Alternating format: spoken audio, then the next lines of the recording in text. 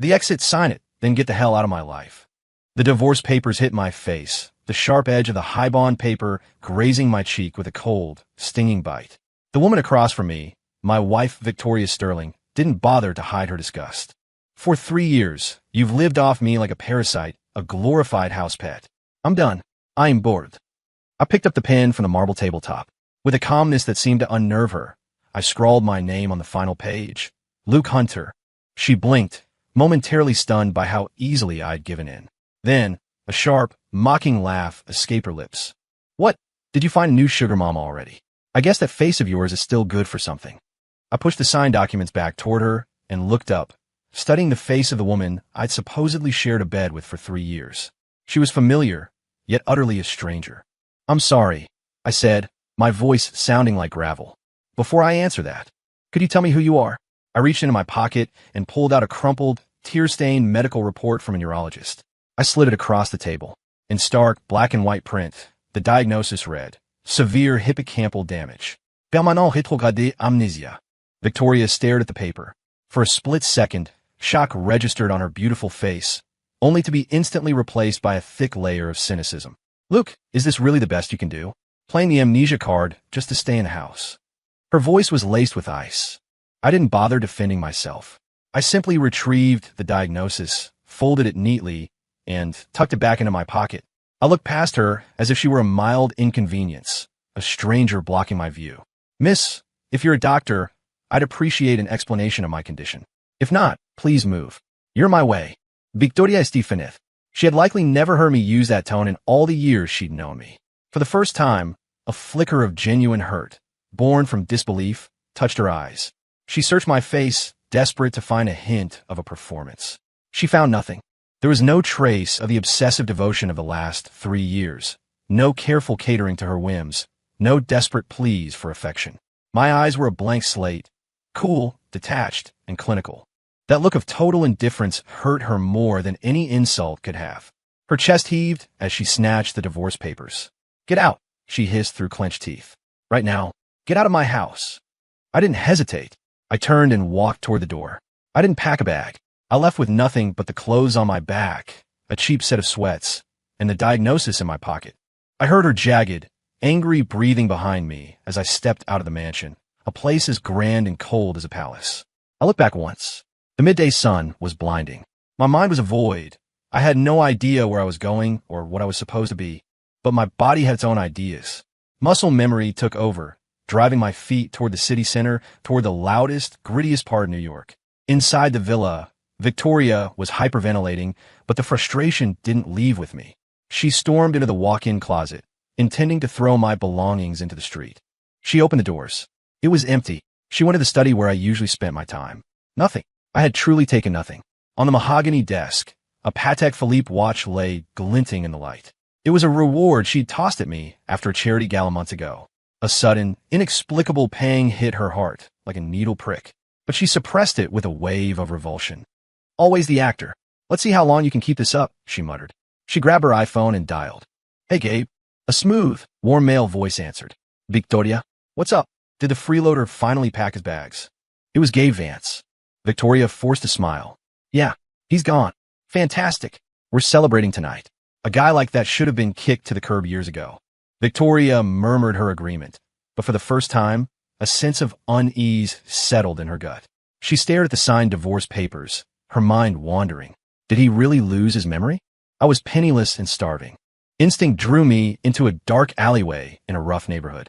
At the end of the block, I heard the muffled roar of a crowd and the rhythmic thud of metal on flesh. A tattered poster hung on a brick wall, depicting 2 hulking men in a ring. The Pit. Underground boxing. I walked inside. The air was a thick cocktail of sweat, cheap whiskey, and copper-scented blood. It set my nerves on fire. I pulled the few crumpled bills I had from my pocket and walked to the betting window. I put everything I had on a fighter who looked scrawny but held a stance that suggested a low, unbreakable center of gravity. The odds were 10-1. The regulars laughed, calling me a dead man walking. 10 minutes later, the underdog won by a technical knockout.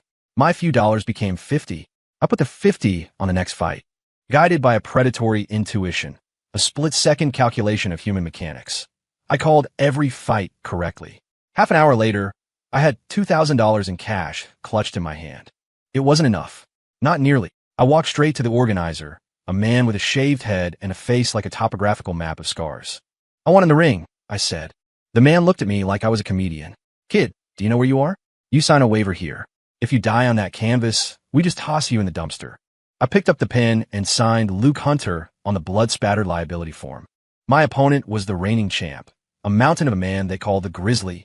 He towered over me, his biceps thicker than my thighs. The crowd erupted in jeers. "The pretty boy has a suicide wish. Grizzly's gonna pop his head like a grape."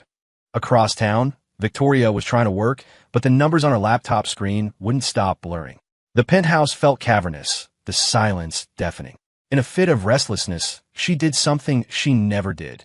She opened the cloud-based home security footage. She wanted to see if I was lurking near the gates, waiting to play some grand scene of reconciliation. Instead, she saw the footage of me walking away without a single backward glance. In the ring, Grizzly's fist whistled through the air, aimed at my jaw. I didn't block it. My body moved faster than my conscious thought, slipping the punch with a calm, predatory grace. My brain was overclocking, analyzing his breathing patterns, the way his muscles bunched before a strike, the microsecond of rigidity after he committed to a swing. The crowd went silent as Grizzly missed a dozen consecutive strikes. He grew frantic, his breath coming in ragged gasps. Now, as he lunged with a haymaker, I pivoted and stepped into his guard. My muscle memory exploded. A sharp, clinical elbow strike caught him right in the floating ribs. He grunted in agony, his body seizing for a fraction of a second. I didn't stop. I moved like a snake, wrapping my arm around his throat. A perfect lethal rear-naked choke. The Grizzly's massive frame crashed to the mat, sending a cloud of dust into the air. Total silence. I took the $200,000 in winnings. As I walked out, the club's manager, a woman in a sharp suit named Linda, watched me with wide, disbelieving eyes.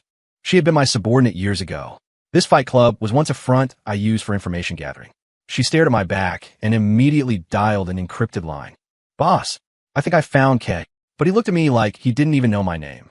I used the money to rent a basement apartment in the city and bought a used, high-end laptop. The moment my fingers touched the keys and I connected to the dark web, a flood of dormant, alien skills began to wake up inside me. Who am I? The answer seemed to be hidden in the digital ocean of encrypted data. Sterling Group, CEO's office. Mung. The servers are under a massive DDoS attack. Our core data is being siphoned. Victoria, we're being aggressively shorted by an anonymous fund. The stock price just plummeted 10% in 3 minutes. The cybersecurity team says they've never seen anything like this. This guy's a ghost. The bad news arrived like hammer blows. Victoria's empire, the legacy she was so proud of, was facing an existential crisis overnight. The ice-cold composure she was famous for finally cracked. In the middle of the chaos, Gabe Vance called. "Victoria, don't panic. I'm coming over with my team." Gabe arrived with a group of experts. But the moment they touched the system, the firewall collapsed further. Data leaked faster, and the stock hit its second circuit breaker of the day. Victoria sat in her designer chair, feeling a cold, hollow despair. Her perceived brilliance was worthless against this tide. Late that night, she returned to the empty mansion. The silence was suffocating. Acting on a strange impulse, she went back to the security footage. She just wanted to see something familiar. She scrolled back, looking for footage of me hovering around her, being the loyal dog she'd grown to hate. Then, she saw something that stopped her heart. It was a late night 6 months ago. She'd been sleeping at the office. On the screen, the man she'd called a house husband entered her study. The ghost in the machine he had opened an old, dusty laptop she'd planned to recycle. His fingers moved across the keys with a blur of speed. The screen reflected lines of green code. Complex, beautiful, and utterly incomprehensible to her. 10 minutes later, he closed the laptop and gone to the kitchen to prep her breakfast for the next morning. The next day, the impossible technical glitch her company had been facing had simply vanished. She'd assumed it was luck. Victoria's hands shook as she scrolled back further. A year ago, a massive security breach. There he was in the dead of night, tapping away at the old machine. The next morning, the IT department reported the vulnerability had self-patched. 2 years ago, a partner's fraudulent data. There he was again, case after case. Every miracle or lucky break her company had experienced in the last 3 years had a common denominator, him. The man she'd ridiculed, the man she'd called a parasite, had been the silent guardian of her empire. She remembered, with a sickening jolt, a conversation from just weeks ago. Victoria, your firewall has a structural flaw. It's an open door for a professional. She remembered her response. She'd scoffed, her face twisted in annoyance. You spend your life in the kitchen, Luke. Stay in your lane and leave the business to the adults. A mental explosion rocked her. Guilt, shock, and a sense of profound absurdity washed over her. Meanwhile, in my basement apartment, I had tracked the source of the attack on Sterling Group. The method was arrogant and clumsy. It was a third-rate team, likely the one working for Gabe Vance. A cold smirk touched my lips. Amateur hour. I decided to intervene, not for the woman named Victoria, but to pull the string and see if Gabe Vance was at the other end. I needed my past back. Victoria went into a frenzy trying to find me. My phone was disconnected. The address on our marriage license was the mansion she'd kicked me out of. For the first time, she felt the agonizing weight of not being able to reach someone.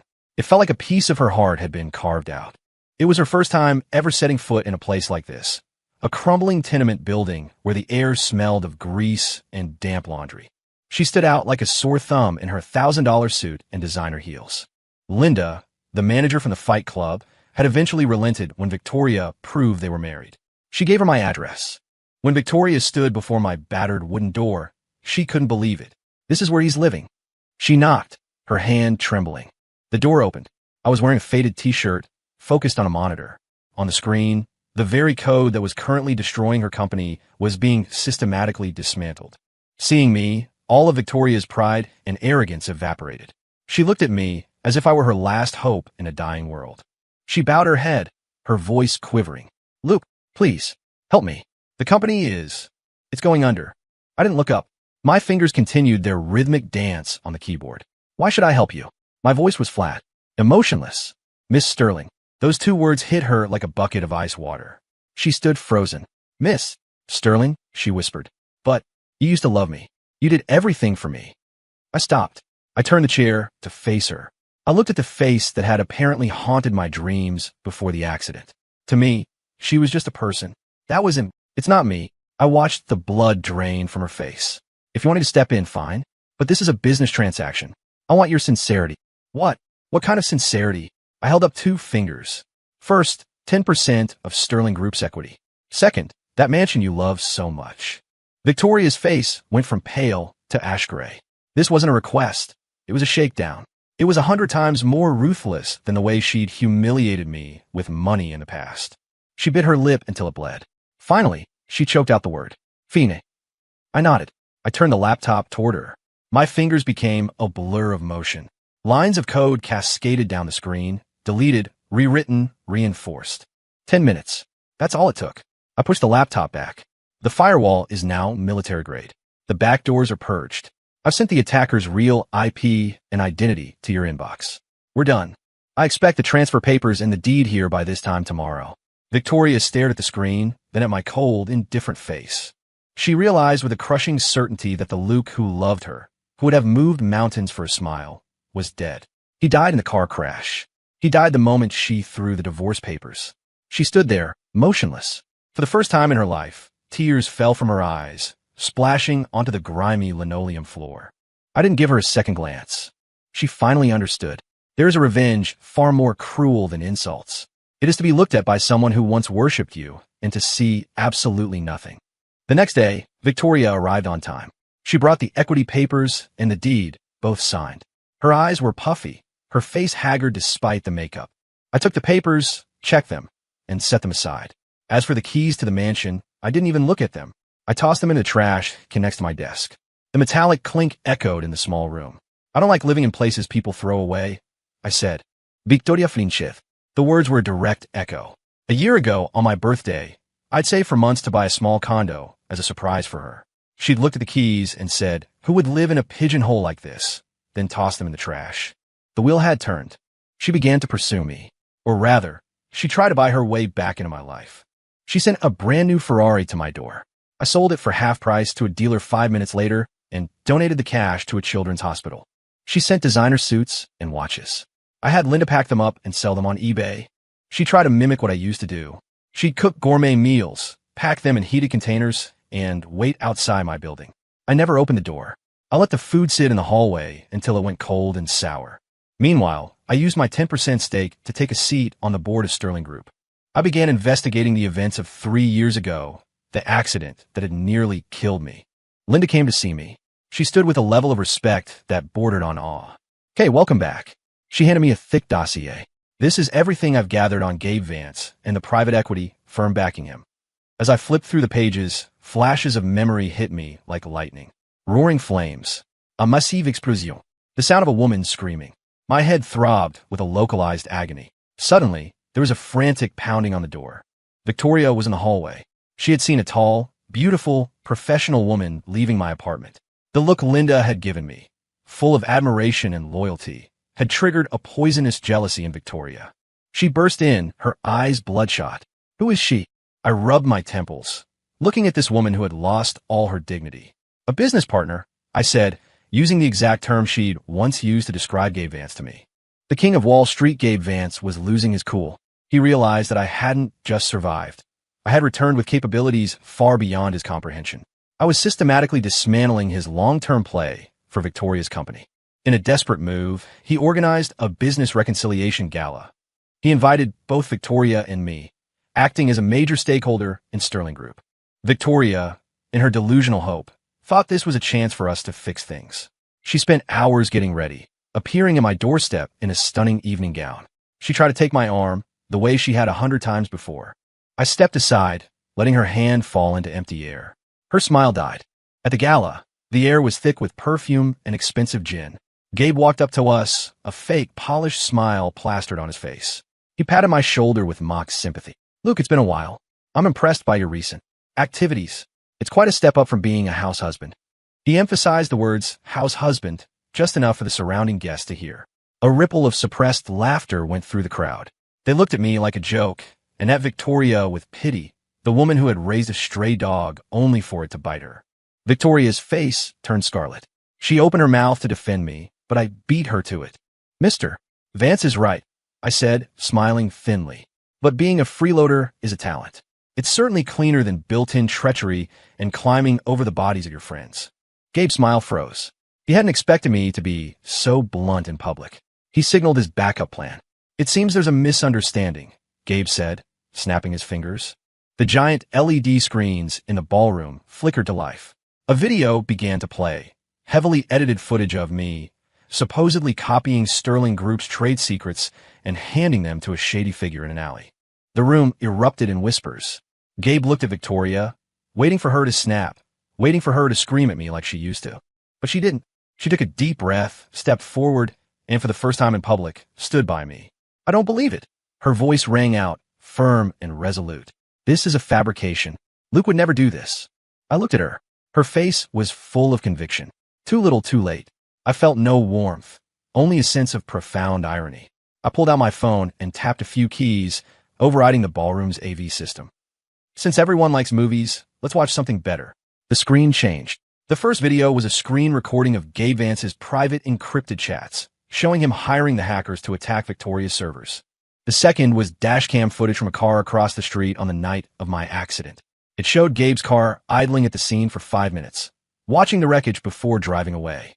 The third was a grainy clip from 3 years ago, Gabe's associates planting a device on a private jet. One by one, the nails were driven into his coffin. The room was so silent you could hear a pin drop. Gabe's face went from white to gray to a sickly green. He collapsed into a chair. It was over. Victoria looked at me, then at the screen. The realization hit her like a physical blow. I knew everything. I had known for a long time, and I had simply watched her be played by Gabe Vance, watched her defend her own enemy. Her trust now was worthless. She felt like a clown. The gala ended, but the stimulation triggered something deep in my psyche. The dam broke. Memories flooded back. I remembered everything. I remembered that 3 years ago, my name was Kay. I was the most feared hedge fund manager on Wall Street. To marry Victoria and live a normal life, I had faked my own death in that plane explosion, letting the identity of Kay vanish. I had walked away from a fortune that could buy small countries, just to be with her to cook her dinner. And then I remembered the 3 years that followed. The way she looked at me with pure loathing. The way she came home from parties smelling of wine and calling me a useless parasite. The way she stepped on my dignity while I begged for a scrap of her attention. I remembered the night of the crash. I had found the evidence against Gabe and tried to show her. She had cut me off before I could speak. Can you stop buzzing around me like a fly? You're pathetic. That sentence was the final straw.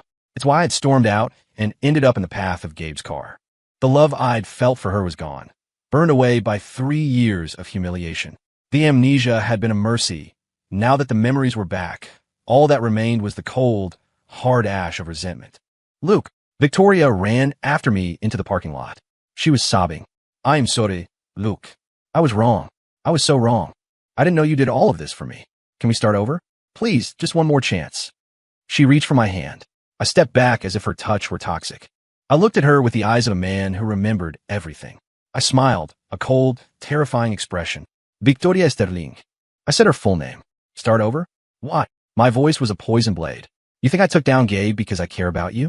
You think I revealed the truth to save you? Don't flatter yourself. I leaned in, whispering in her ear. I was just taking back what belongs to me. And honestly, I wanted to see how high a dog jumps when its owner kicks it into the street. You jump pretty high. The last bit of hope in her eyes died. I got into my car and drove away, leaving her alone in the dark. Kay was back. The international financial markets shivered. I activated every contact, every offshore account, and every resource I had. I launched a total scorched earth campaign against the Vance family's holdings. I moved like a shark. Day 1, their stock price halved. Day 2, it dropped 80%. Day 3, the Vance Group was delisted and declared bankrupt. But Sterling Group was collateral damage. Because Victoria had tied so many of her projects to Gabe's, her company began to sink with his. Her cash flow vanished. Banks began calling her loans. She went to everyone she knew, but when they heard she was on the wrong side of K, they blocked her number. She had nowhere else to go. She came to the headquarters of K Capital. The receptionist told her I was in a meeting. She sat in the lobby from 9:00 a.m. until 3:00 p.m. 6 hours. She didn't move. She didn't drink water. She sat there like a woman waiting for her execution. Finally, Linda came down. He'll see you now. The fall of the House of Sterling. I sat in my penthouse office with its 360-degree view of Manhattan. I was on a video call with a team in London.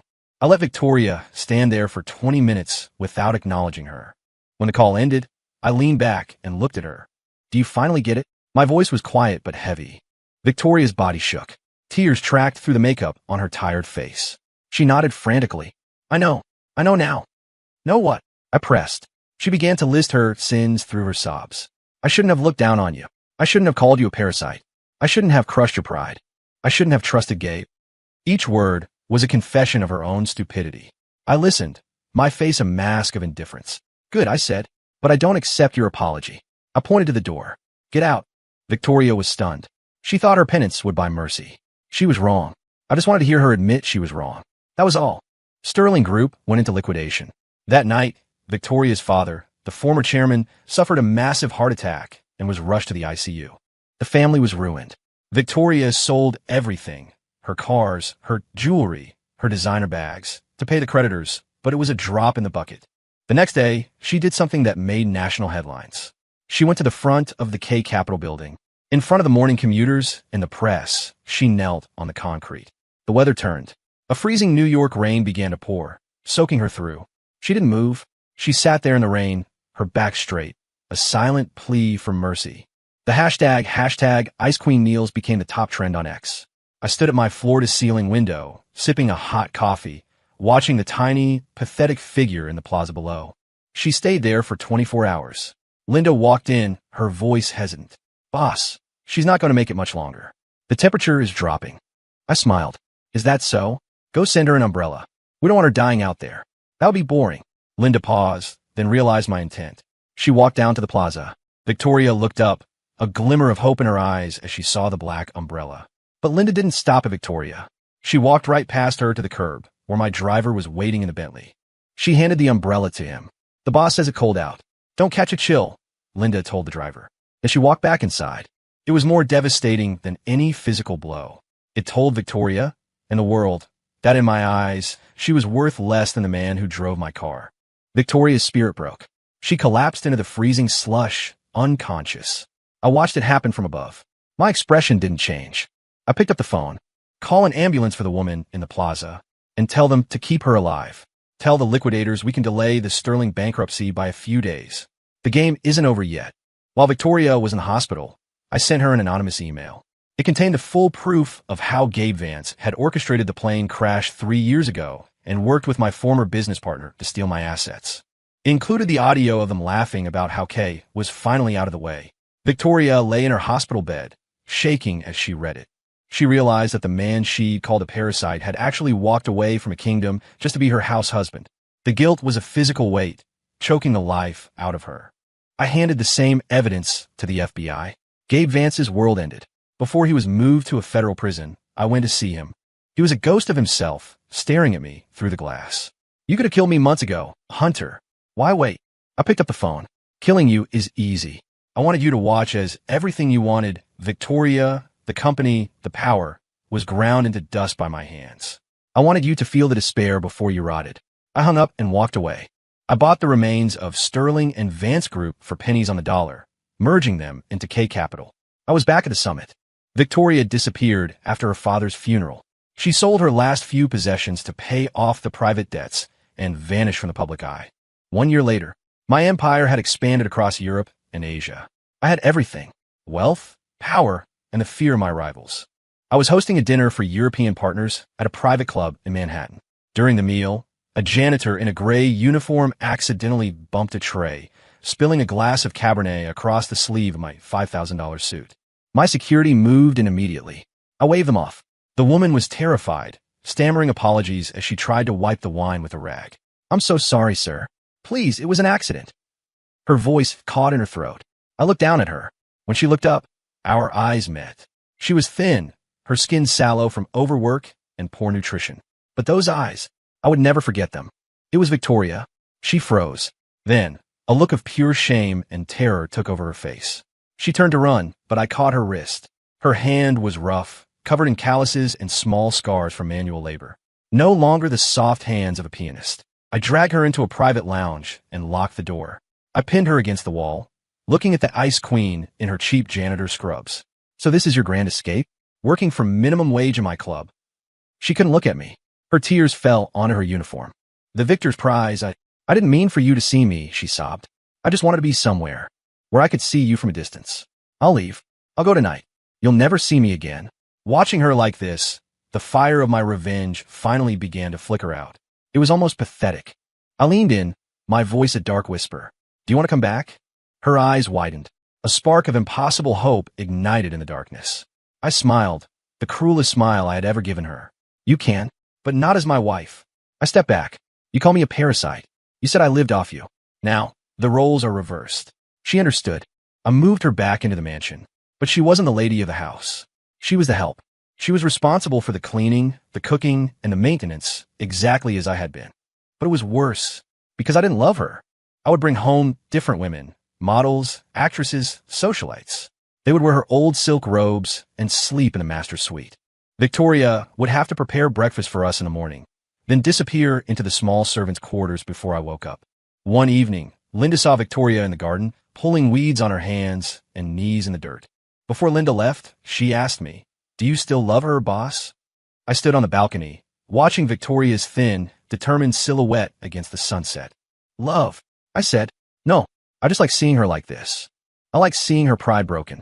I like knowing she stayed because she had nowhere else to go and no one else to love. It satisfied the part of me she'd wounded for 3 years. In the dead of night, Victoria would sometimes sneak into my old room, clutching one of my old shirts and crying silently. It was her only comfort in the cage I'd built for her. Every morning, she'd be in the kitchen with a perfect breakfast and a timid, pleading smile, hoping for a kind word I would never give. She had become a ghost, a beautiful, tragic appendage to my life.